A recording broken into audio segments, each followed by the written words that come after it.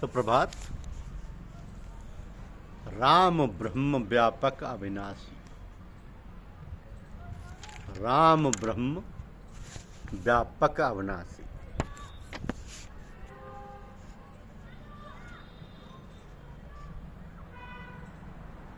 राम का नाम लेते ही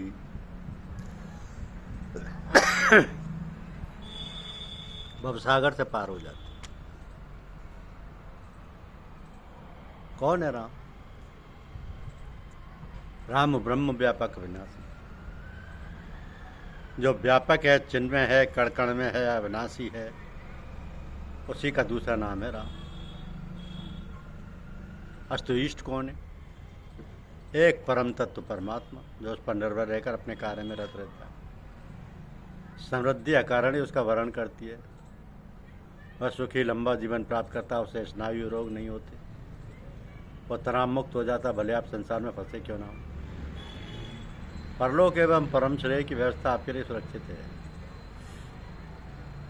इस निष्काम कर्म में उस परमात्मा में जो निष्ठा से साथ लग भर जाता है, अभी कुछ नहीं किया, केवल लगा है, उस पुरुष का कभी विनाश नहीं होता।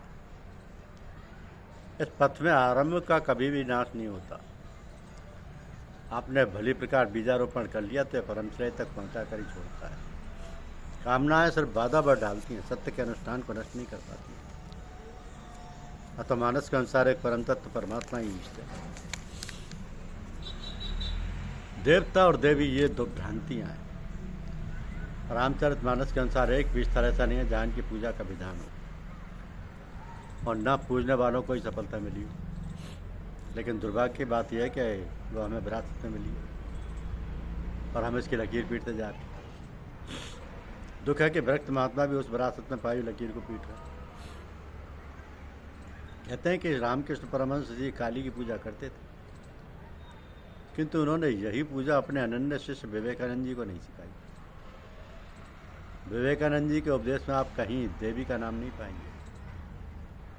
अयोध्यावासी भी चित्रकूट में यह लकीर पीटते दिखाई देते। जब वे राम को मनाने गए तो गणप गौरी त्रिपुरारी हमारी पूजा करते थे, किंतु राम के राज्याभिषेक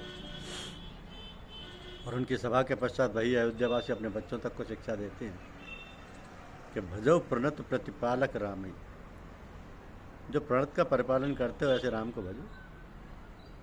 जैसे पलक आंखों की पुतली की रक्षा करती है, वैसे ही राम को तुम भजो। स्वयं उनके द्वारा देवताओं को पूजने का प्रश्न ही नहीं उठता।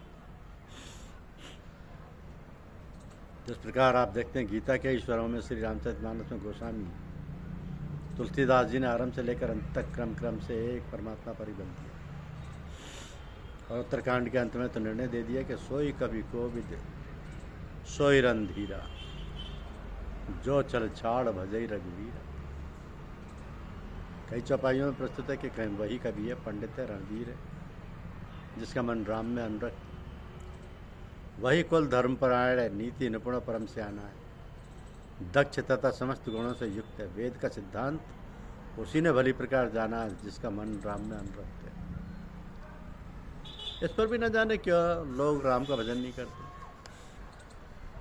व्यास लोग दिन रात कथा तो रामायण की कहेंगे, किंतु भजन के समय चालीसा पढ़ेंगे, सप्तशती का पाठ करेंगे। कम से कम इस रामायण के संदेश पर तो ध्यान देते हुए आचरण करना चाहिए। अब तक नहीं कर पाए तो समझें और जनता को समझाने का प्रयास करें कि मानस की अंतिम पंक्तियाँ तक गोस्वामी जी आपसे यही आग्रह कर रहे हैं कि अन्य किसी का नहीं।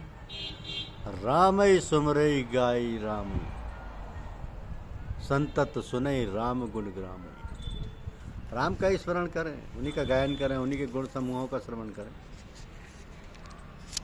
सुंदर सुजान कृपा निधान, अनाथ पर कर प्रीति जो, तो एक राम काम हित निर्माण प्रद समान को। सुंदर सुजान कृपा निधान और अनाथों से प्रेम करने वाले एकमात्र राम है। इनके समान निस्वार्थ हित करने वाला, निर्वाण यानी मोक्ष देने वाला भी दूसरा कौन है? तो स्वयं शुद्ध एक इष्ट के स्थान पर अनेकों इष्ट बनाकर आज हम सभी बिखरे पड़े। शाश्वत एकमात्र सर्वव्यापक परम ईश्वर परमात्मा, इसलिए संपूर्ण विश्व का इष्ट एकमात्र परमात्मा है। हमें से जो भी नश्वर की पूजा में लगे हैं, नास्तिक हैं, इन अस्तित्व विहीनों की पूजा करना, कराना, इससे प्रोत्साहन देना नास्तिकता को बढ़ावा देना है। ब्रह्मा से लेकर यवन मात्र परिवर्तनशील जगत के पीछे परम तत्व परमात्मा ही अविनाशी अमृत स्वरूप है, इसलिए वही समस्त जगत का पूज्य है। उसकी जरूरत समाज में सदैव और सबको है। अतः सब कुछ करते हुए यदि हम एक परमात्मा में श्रद्धा और उस परम तत्व परमात्मा का पर्चा 1-2-2.5 अक्षर का नाम ओम अथवा राम का स्मरण करते हैं तो हम आस्तिक हैं, क्योंकि हम अस्तित्व की पूजा कर रहे हैं। उस भजन की शुरुआत परमात्मा में श्रद्धा और उसके नाम के जप से, हाँ उसकी प्राप्ति सदगुरु से है, जहाँ ये क्रिया अनुभवगम्य और सूक्ष्म हो जाती है।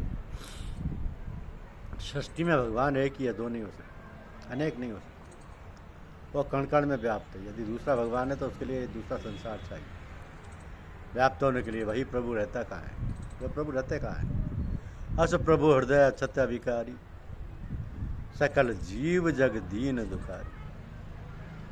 तो प्रभु सबके हृदय में निवास करता है, लेकिन दिखाई नहीं देता। उसे देखने की विधि बताते कि नाम निरूपण नाम जतंत सोई प्रकटत जिम मोल रतंत। पहले नाम का निरूपण करें कि नाम है किस प्रकार, उसे जपा कैसे जाता है, श्वास में उठने वाली धुन कैसे पकड़ में आती है, उसका प्रेरक कौन है। जब समझ काम कर जाए तो उसके लिए यत्न करें।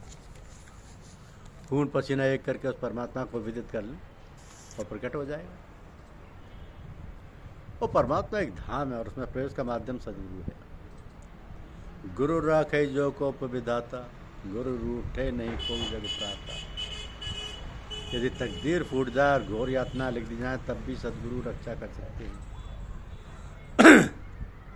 और यदि सदगुरु ही उपलब्ध नहीं है तो भगवान नाम की कोई वस्तु पहचान में नहीं आती।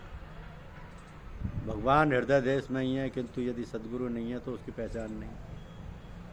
इसी प्रकार जो गुरु एकमात्र परमात्मा की उपलब्धि की क्रिया नहीं जानता, जो सत्य में प्रवेश वाला नहीं है, जो उस क्रिया को हमारे आपके हृदय देश में जगाने में, अनुभवी जागृति देने में सक्षम नहीं है, वह सदगुरु नहीं कुलगुरु है। जब तक सदगुरु उपलब्ध नहीं है तब तक उसे एक परमात्मा का पर्चा 1-2-2.5 अक्षर के नाम और एक परम तत्व परमात्मा के प्रति श्रद्धा यदि आप में है तो आपका सुमरन, भजन और इष्ट सही है। यह श्रद्धा आपके भाव का एक परमात्मा में केंद्रीकरण, एक स्थल पर स्त्रीकरण, यह आपका पुण्य और पुरुषार्थ बन जाएगा। इसके साथ ही वो आत्मा जागृत होकर जहाँ सदगुरु है उनसे भेंट करा दी, और जहाँ सदगुरु मिले तो यौगिक क्रिया की जागृति आपके हृदय देश में हो जाएगी। अनुभव संकेत और इष्ट के आदेश आपको मिलने लगेंगे। जो आत्मा प्रसुप्त है, तटस्थ है, जागृत हो जाएगी।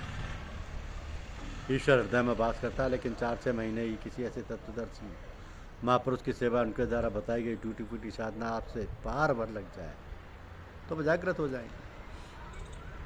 आपसे बातें करने लगेंगे, आपका मार्गदर्शन करेंगे, वह प्रभु आपको चलाएंगे।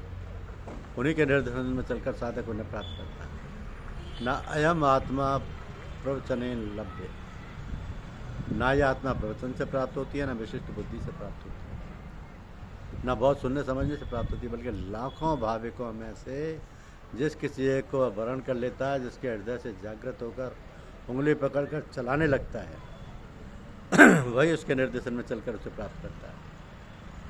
और उंगली तभी पकड़ेगा जब एकमात्र परम तत्व परमात्मा में श्रद्धा हो और तत्वदर्शी सदगुरु उपलब्ध हो।